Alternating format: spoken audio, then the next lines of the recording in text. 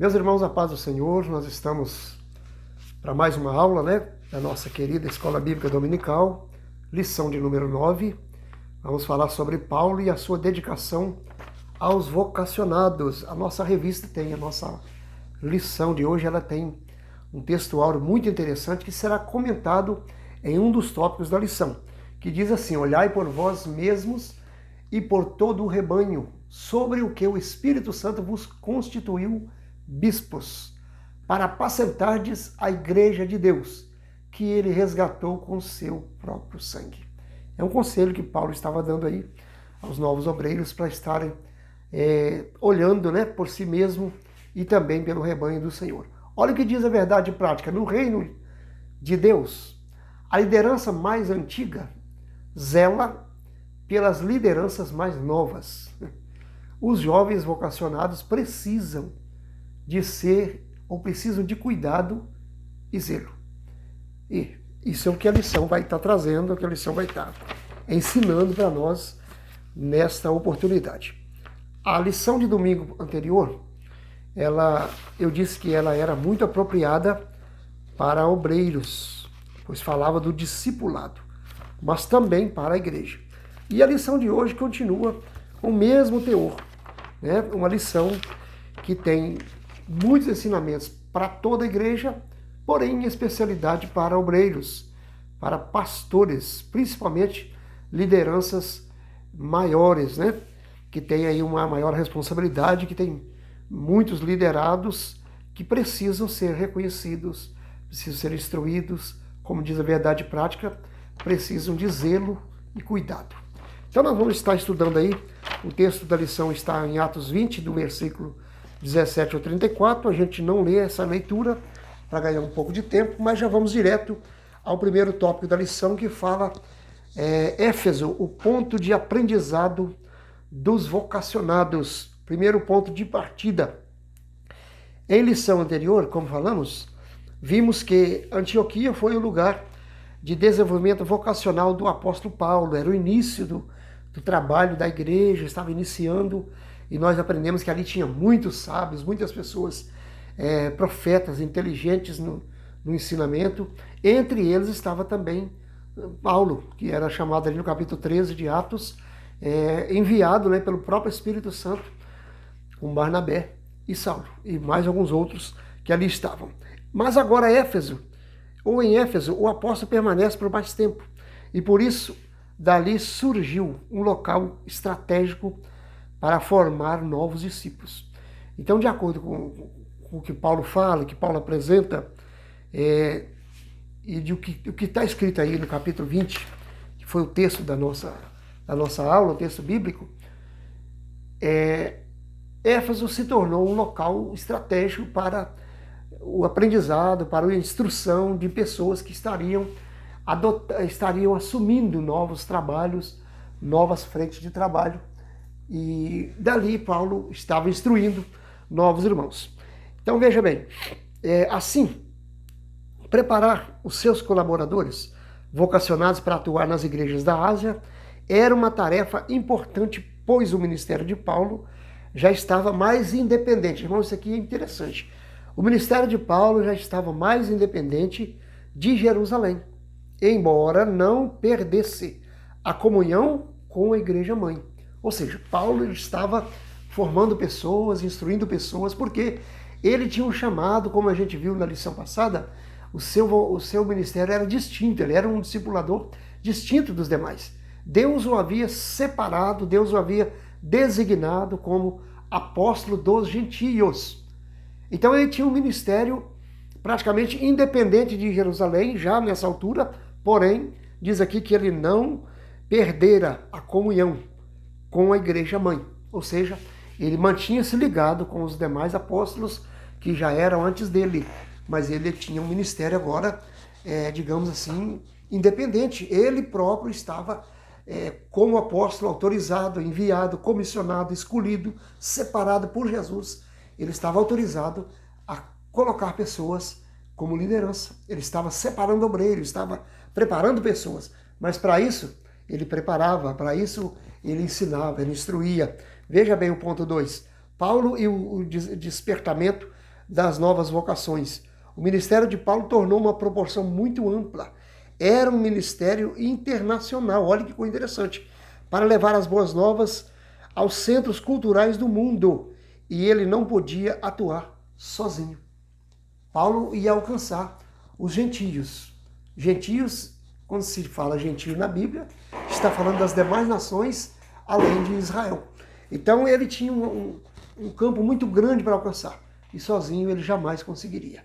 Então ele estabelece igrejas, ele abre igrejas, conforme nós vimos na lição passada, e aliás na outra, né, a lição anterior, lição 8, a gente estudou Paulo discipulador, mas na lição 7 nós estudamos Paulo plantador de igrejas.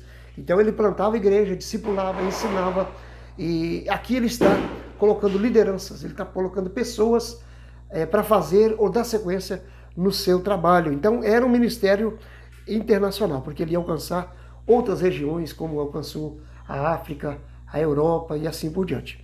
Então ele precisava de pessoas, e por isso o apóstolo arregimentou, investiu em pessoas que o auxiliassem a levar o evangelho.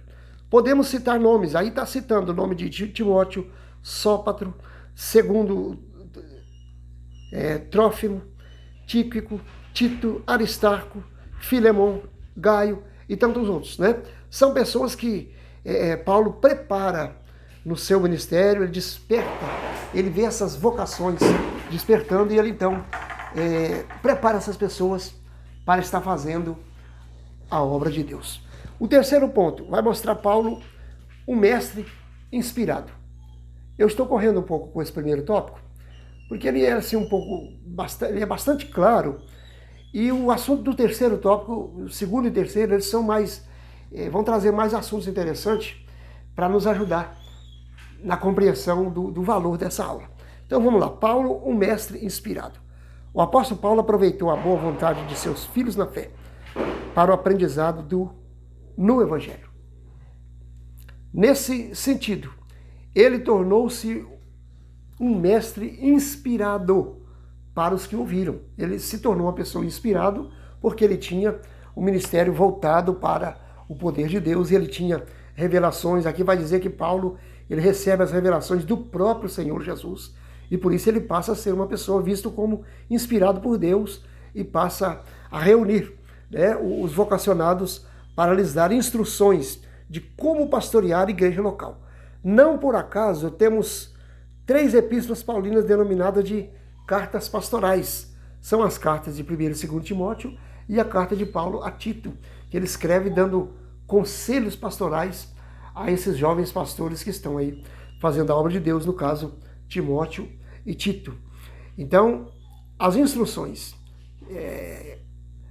aqui diz assim, ali há instruções nessas epístolas chamadas pastorais, existem instruções sobre como pastorear uma igreja, falar como diversas pessoas da igreja local, segundo suas faixas etárias. Então, nas cartas de Paulo a Timóteo e na carta a Tito, aquele que é obreiro iniciante, ele tem muitas instruções. Aliás, não só iniciante, para todos que trabalham, para todos que estão fazendo a obra de Deus, sempre deve-se recorrer à palavra de Deus. E as epístolas pastorais sempre terão conselhos interessantes de Paulo para os obreiros atuais. O segundo tópico da lição vai falar do legado que Paulo deixa. O que é um legado, irmão? O legado é uma coisa interessante a gente observar essas coisas. O legado fala de alguma coisa que alguém deixa, né? Um conhecimento, bens materiais, culturais, e isso pode ser transmitido a gerações futuras. Então Paulo ele deixou o quê? Deixou conhecimento, deixou instruções, né? Deixou aprendizado como legado. A advertência de Paulo a respeito dos judaizantes. Esse tópico ele tem duas coisas, ele apresenta duas coisas muito interessantes que aconteciam naqueles dias e que é muito natural acontecer hoje. Primeiro, a advertência de Paulo a respeito dos judaizantes e dos gnósticos. Vamos aprender um pouquinho aqui sobre judaizantes e gnósticos. Quem eram os judaizantes? Durante o seu ministério, o ministério de Paulo, muitos judeus acolheram a mensagem apostólica e tornaram-se cristãos, mas nem todos estavam aceitando a liberdade cristã dos gentios. Olha que coisa difícil. Por isso, alguns deles torcem o ensino do apóstolo. afirmando que a salvação dos gentios dependia da observância da lei mosaica. Assim, eles exigiam que os gentios convertidos observassem a lei, tais como a prática da circuncisão, guarda do sábado judaico, observação dos ritos, que observavam datas e comidas. Parecia, observe bem, parecia que a graça de Deus não era mais eficiente contra isso. Paulo se levantou corajosamente em Gálatas 1, de 6 a 9. E o legado que ele deixou foi a defesa intransigente contra a natureza graciosa da salvação. Disso nenhum líder cristão pode abrir mão. A salvação é por graça e não por mérito humano. Então veja bem, as advertências de Paulo, primeiro, sobre os judaizantes. Que era judaizante? Judaizante, a palavra dá uma impressão de alguém fazendo judeus, é isso? Então veja bem, os judeus se convertiam e eles não aceitavam, muitos não aceitavam que os gentios tivessem liberdade, fossem salvos, sem observar a lei de Moisés, a lei mosaica. Eles queriam colocar os ritos, as coisas da lei mosaica nos gentios. E Paulo vem dizendo, ensinando que a salvação não é mais através da lei mosaica, que Jesus veio exatamente para cumprir a lei, mas ele veio implantar agora a salvação pela graça. E ele deixa claro isso na carta aos Efésios, é um dos assuntos, um dos textos mais conhecidos em relação à salvação pela graça, é Efésios 1 e 8. Pela graça sois salvo por meio da fé, e isto não vem de vós. Então, o que era judaizante? Aquele que queriam que as pessoas vivessem como judeus para ser salvo. Sabe esse negócio de as igrejas atuais querer colocar práticas, normas criadas por pastores, por missionários, por ensinadores, e querer colocar essas coisas como regra de fé para a salvação. Isso não é uma realidade, isso não é algo, não é bíblico. Não é bíblico. A salvação, ela não se compra por práticas, por méritos. A salvação é pela graça. Então os judeus estavam fazendo isso. E Paulo teve que combater essas coisas. E ali a carta aos Efésios ele estava ensinando exatamente isso. Segunda coisa difícil que estava acontecendo ali era a presença dos gnósticos. O gnosticismo, irmãos, é uma filosofia religiosa que traz uma preocupação muito grande, que traz uma série de heresias, entre tantas, a questão de menosprezar, de desfazer o corpo, a matéria. Para os gnósticos, o negócio é mente, iluminismo, né? Brilhantismo de mente, espiritualidade. Para eles o corpo não tinha valor, não tinha nenhum valor. Alguém podia fazer o que quisesse do corpo, fazer o que quisesse com o corpo, e isso nada interferia na sua salvação. Se você buscar aí no meio gospel, você vai encontrar alguém que vai defender, sendo evangélico, vai defender isso, que Deus só quer o coração. É um engano muito grande, muito grande. Nós não vamos entrar nos detalhes, mas os gnósticos, observe aqui, havia cristãos adeptos do gnosticismo.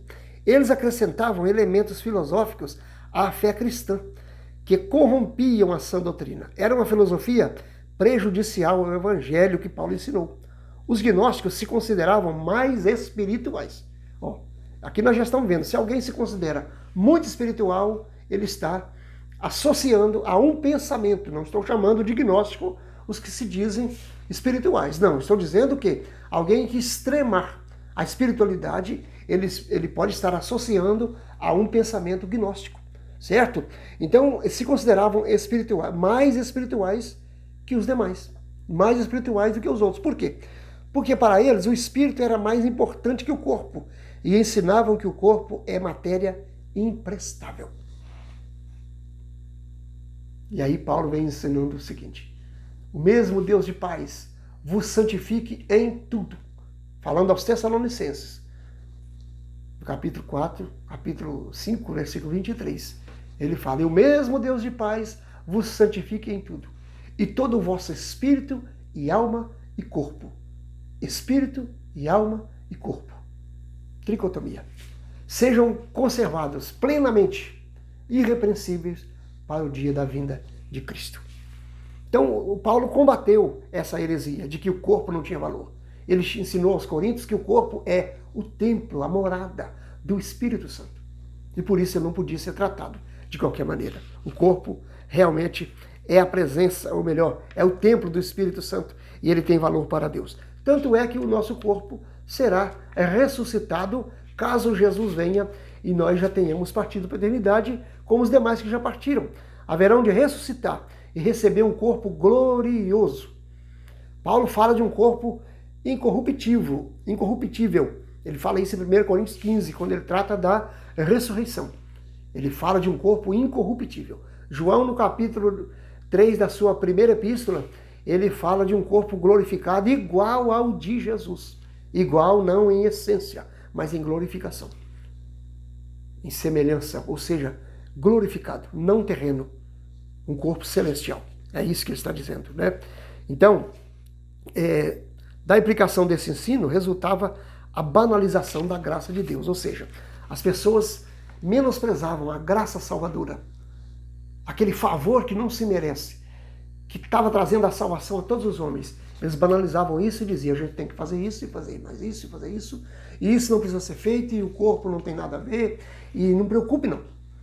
Era só espiritualidade e o corpo podia viver de qualquer maneira. O seu corpo, o meu corpo, é o templo do Espírito Santo. E nós precisamos cuidar dele. Olha o que diz o segundo ponto. O compromisso de Paulo com o Senhor. Deixa eu ver se eu estou certo aqui, que eu virei a página. E isso pode acarretar uma mudança aqui, né? Muito bem, o compromisso de Paulo com o Senhor. O apóstolo não se preocupava apenas em lidar com os falsos ensinos que deturpavam a fé cristã. Ele se preocupava-se em viver de maneira coerente com o que ensinava. Por isso, sua vida era sem ostentação, pois desejava refletir a humildade de Cristo. Ostentação. Isso nos nossos dias é muito conhecido, muito praticado e muito prejudicial à vida do ser humano. Ostentar. Apresentar um nível de vida, um nível de posição da qual eu não tenho recurso para manter. Isso é muito perigoso. Né? Na espiritual não é diferente.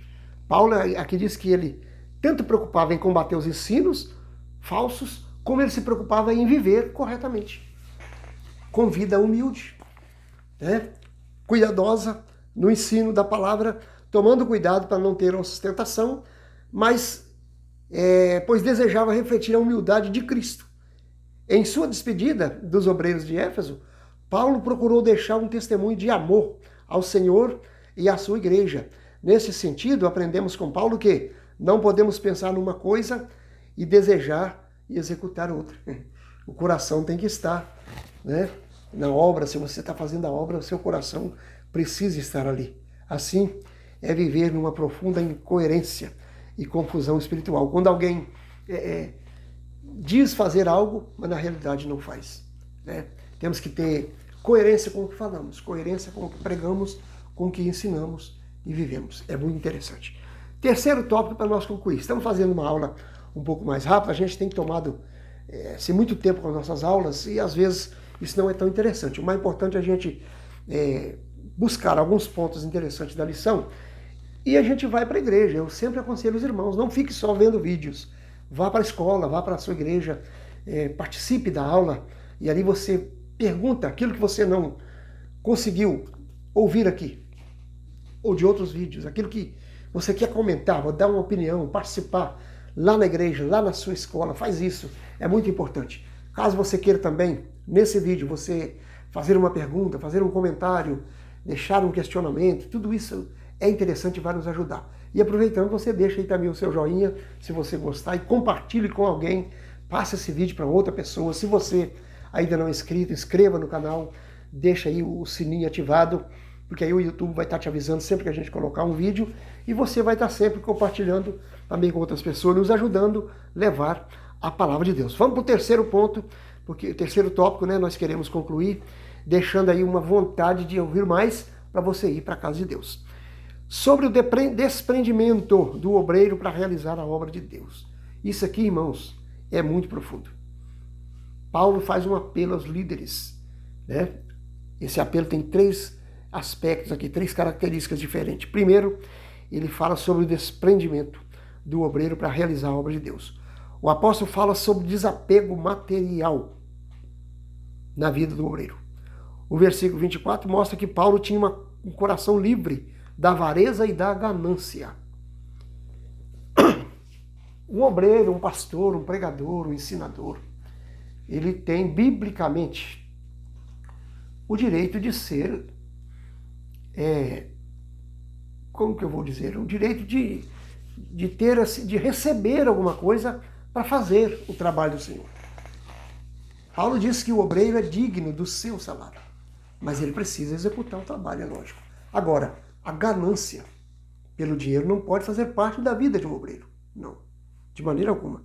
A ganância é coisa séria. Então Paulo, ele mostra que o obreiro tem que ter desapego material, porque senão ele não consegue fazer a obra. A avareza e a ganância tem que passar longe da vida de um pastor. É lógico, irmãos, que um obreiro precisa de um sustento. E aqui, deixa eu ler mais um pouquinho aqui, que eu vou comentar com os irmãos algo que eu ouvi de um outro comentarista que eu achei muito interessante. Olha aqui. Sua vida mostra que o desprendimento das coisas materiais e plena dependência de Deus são características inegociáveis na vida do obreiro cristão. Não podemos nos perder ministerialmente por causa da avareza e da ganância. Lembremos do exemplo de Paulo, que procurava não ser pesado às igrejas que pastoreava e visitava. Tessalonicenses, capítulo de número 3, verso 8, ele diz que ele não queria ser pesado àquelas igrejas. É claro que em algumas delas ele chegou a dizer que ele recebia delas salário. Então Paulo trabalhava de acordo com a necessidade da igreja, de acordo com a condição da igreja. O alvo de Paulo não era enriquecer. O alvo de Paulo não era ganhar dinheiro com o evangelho. Não. Nas igrejas que tinha condição de mantê-lo, algumas recebiam ajuda de outras, ele recebia ajuda de outras pessoas. Isso está nas suas cartas, ele está sempre comentando isso. E ele disse que em algumas ele procurava não ser pesado. Por quê? A igreja não tinha condição de mantê-lo. Então ele trabalhava, ele lutava para que ajudasse a igreja, porque o alvo dele não era dinheiro. O alvo não era dinheiro. Então veja bem, o obreiro precisa ser desprendido de ganância e bens materiais. Porém, o obreiro precisa do seu sustento. O obreiro precisa de manter a sua família. Ele precisa manter a sua saúde. Ele precisa manter o seu conforto. Eu ouvi um pastor comentando o seguinte, que o obreiro, ele não pode, ele tem o direito de viver do evangelho. É bíblico. Paulo fala a Timóteo, digno é o obreiro do seu salário. Então ele deve viver do evangelho. Diz que aquele que anuncia o evangelho, que viva do evangelho. E eu ouvi um pastor que ele disse assim, viver, irmão, não é simplesmente sobreviver. Eu não vou citar nome porque isso é antiético, mas o pastor, ele está hoje nos Estados Unidos e eu gosto muito dos seus vídeos e eu ouço sempre. E ele disse o seguinte, há pessoas que estão com um poder de liderança maior nas mãos, que exploram pessoas que são vocacionadas e querem fazer o trabalho do Senhor. E acham que essas pessoas precisam simplesmente sobreviver. Não, eles precisam viver do evangelho. Viver não é ter luxo, não é ter riquezas em nome do evangelho, não. Mas a sua sobrevivência, o seu sustento dentro da normalidade. Então é necessário. Lembra da verdade prática? O que diz a verdade prática? Que as lideranças mais antigas, ela deve zelar pela liderança mais nova. E não é simplesmente só no ensino. Também no cuidado para com a sua vida, com o seu sustento, com a sua família, com seus compromissos. O pastor usou uma expressão que eu não quero usar. Eu não quero usar porque pode soar que eu estou falando alguma coisa para alguém pelo fato de eu não ser mais um pastor integral da nossa igreja. Eu sou apenas um itinerante, eu sou apenas um auxiliar que estou fazendo a obra de Deus com amor, mas eu já fui integral há um bom tempo, então eu quero evitar uma má compreensão. Mas é muito necessário, irmãos, é muito necessário que as pessoas que trabalham no evangelho, as pessoas que cuidam da obra de Deus sejam valorizadas. É muito interessante isso. Se por acaso alguém me ouvir e é um líder que tem um poder de liderança maior, observe isso. Observe isso, porque vai chegar um dia que Deus vai requerer. A Bíblia diz que quanto mais é dado, mais será requerido. Então, se nós temos em nossa mão um poder de liderança que pode deixar alguém trabalhando, colocar alguém para fazer a obra de Deus, mas eu quero explorar essas pessoas, eu vou ter um acerto com Deus. Porque é necessário, é bíblico que o obreiro viva do Evangelho. E viver não é simplesmente, eu estou usando aqui as palavras do pastor que eu ouvi, viver não é simplesmente sobreviver. Porque vamos dar um exemplo de sobrevivência. Alguém trabalha e ganha 2, 3 salários mínimos, vive, sobrevive, está vivendo e sobrevivendo, não é isso? Mas tem alguém que está lá no lixo, catando alguma coisa, simplesmente para não morrer de fome. Esse é aquele que está simplesmente sobrevivendo. Ele já está prestes a morrer, mas ainda comeu alguma coisinha, ou passou numa porta de uma mansão, pediu alguma coisa, às vezes na nossa própria casa, pede alguma coisinha e ele alcança, recebe, ele come, às vezes um pão no dia, às vezes um pratinho, um restinho de comida só à noite, e fica a manhã inteira, vai comer só amanhã de novo, ou quem sabe 2 dias depois. Essa pessoa está simplesmente sobrevivendo. Ministerialmente falando, isso não pode acontecer. As lideranças maiores, verdade e prática, tem que zelar pela liderança mais nova. Lideranças antigas. Antigo é aquele que está estabelecido, aquele que tem conhecimento, aquele que tem experiência.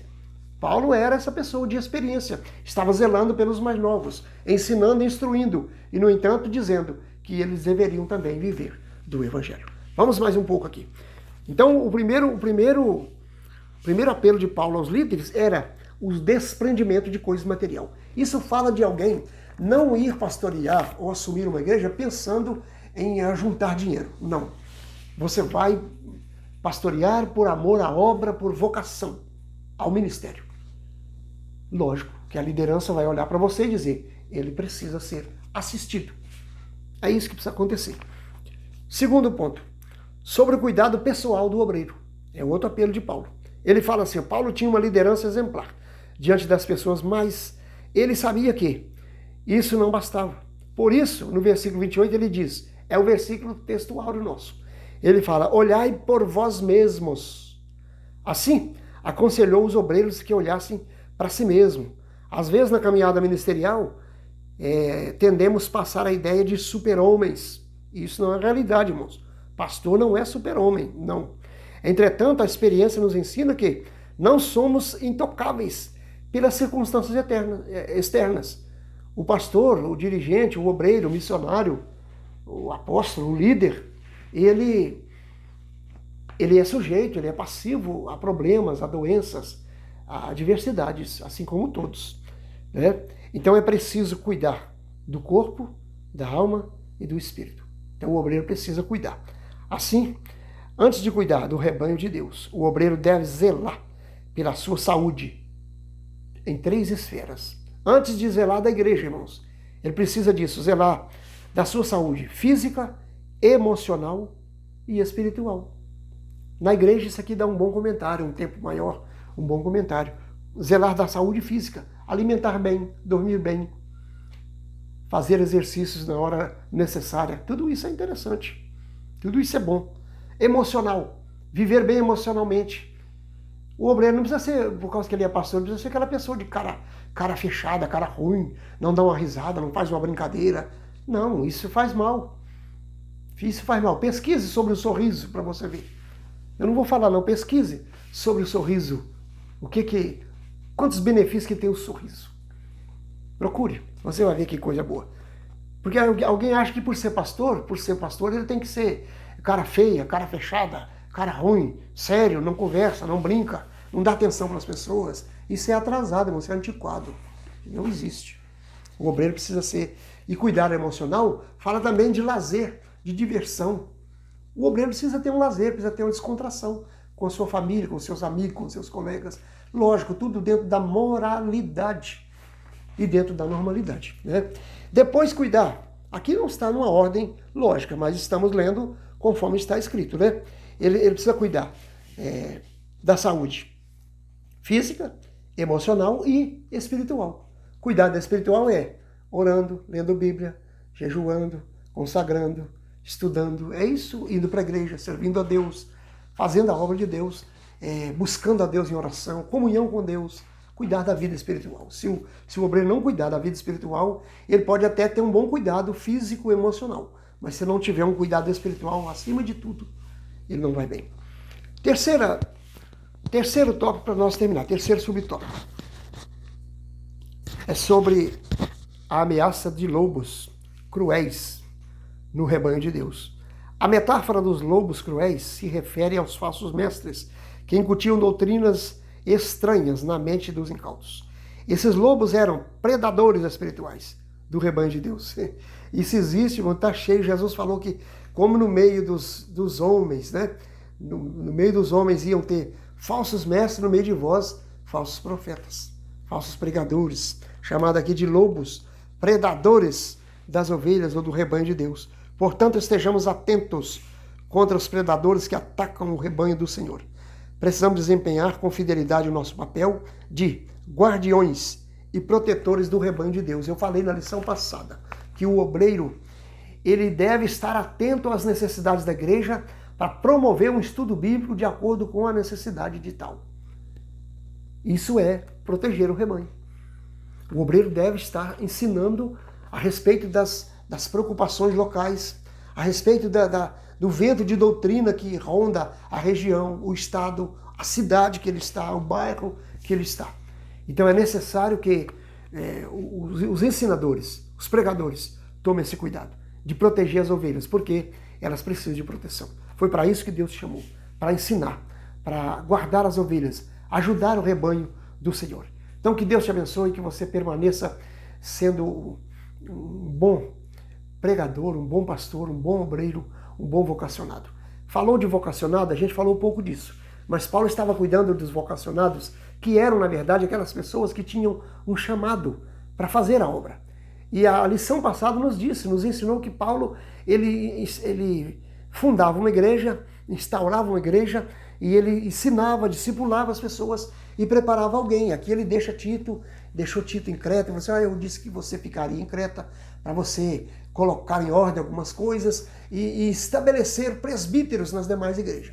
Ou seja, Paulo não tinha aquele egoísmo de dizer eu sou eu e eu preciso fazer e é só eu. Não, ele queria colocar pessoas para fazer o trabalho. Há alguém que comentou e disse assim que alguns pastores, algumas lideranças mais antigas, não instruem bastante ou o suficiente porque tem medo de ser substituído. Ou será possível que tem mentes assim, irmãos? Tem. O pior é que tem. Tem pessoas que ele tem aquele medo tremendo de ser superado por alguém. Isso é uma tremenda de uma ignorância. Deus usa todos de acordo com o dom que ele lhe deu. Deus usa todos. Deus nunca vai me usar mais do que aquilo que ele me deu. Deus nunca vai me usar além daquilo que ele me capacitou, simplesmente para competir com alguém. Não. E se Deus está usando alguém mais do que eu tenho que ficar feliz porque Deus tem alguém que pode fazer alguma coisa que eu não consigo fazer. Agora, uma liderança não instruir, não ensinar, não capacitar, porque tem medo de ser substituído, superado por alguém. Tem pessoas que não ensinam coisas profundas porque ele tem medo que alguém saia falando. Né? Vamos ensinar o que aprendemos, vamos passar para frente, que isso é muito importante. Seja um discipulador. Seja alguém que ensina alguém. Né? A lição está mostrando para nós, irmão, que nós precisamos preparar pessoas. Vou terminar a aula voltando aqui na verdade prática. Eu disse que essa aula ela é uma aula pastoral. A aula passada e essa aula são duas aulas de um cunho pastoral. No reino de Deus, a liderança mais antiga zela pelas lideranças mais novas. Os jovens vocacionados precisam de cuidado e zelo. Você abriu uma igreja? Fez como Paulo, plantou uma igreja? Abrace isso aqui. Prepare obreiros, mas cuide deles. Zele deles. Coloque eles para trabalhar de uma maneira saudável e que eles tenham prazer em fazer a obra de Deus. Cuide deles, zele deles, ensine, para que eles possam fazer o trabalho, porque eles são vocacionados, são chamados por Deus. E não se preocupe com a sua posição. Se foi Deus que te colocou nessa posição, ninguém vai tirar. Que Deus te abençoe. Voltamos na próxima semana com mais uma aula, em nome de Jesus. Não esqueça, vá para a escola domingo. Lá você tem mais tempo de aprender, de perguntar, de participar e de compartilhar ideias, que é muito importante. Deus te abençoe, em nome de Jesus.